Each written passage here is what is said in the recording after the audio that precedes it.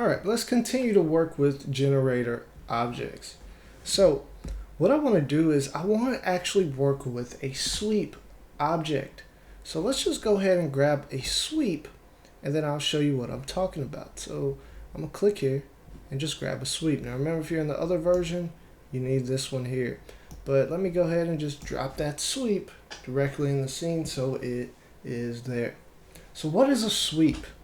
Well, let's talk about what a sweep needs first. So a sweep by default needs two splines. You have to have two. You can't just have one for it to work. And we talked about these are the splines that we have. So let's go ahead and just grab two splines here. So the first one I want you to get, let's go ahead and get a profile shape. Go ahead and click on that one. And then next I want you to go ahead and grab a inside. So let's get a profile and an inside. So we have everything that we need here. And I'm just going to switch my hierarchy, put my sweep up here at the top, and we can match it up here in a second. So what does a sweep do? Well, the sweep needs two objects. We talked about that. So what it's going to do is it's going to take the first shape, which I'm going to use this profile, and it's going to take that shape and it's going to wrap it around the second shape, which is my inside here. So let's just see what we're talking about in reference to this. So go ahead and grab the profile first, and the order does matter. So the first one is the shape that you're trying to actually sort of make. So let's take the profile, and we need to make it a child of the sweep. So go ahead and drop it right here on the sweep, but make sure that arrow is pointing down and let go. All right.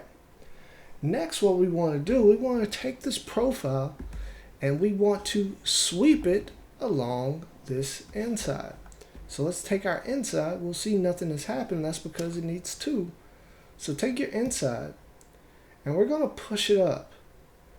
And make sure that arrow is pointing to the left because we need it on the same hierarchy as the profile, meaning that's going to be a child of the sweep.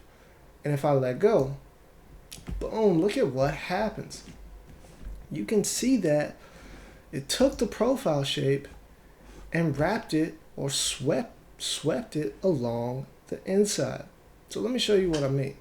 Let me click on sweep. Just make sure you click on that. And we have something called start growth. And we can grow this. That's sort of the cool thing.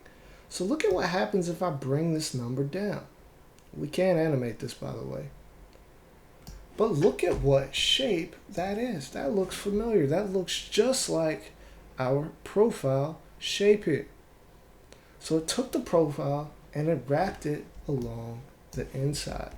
So this can be a very cool generator tool. So go ahead and try U2 splines and see what shapes you can actually make using a sweep.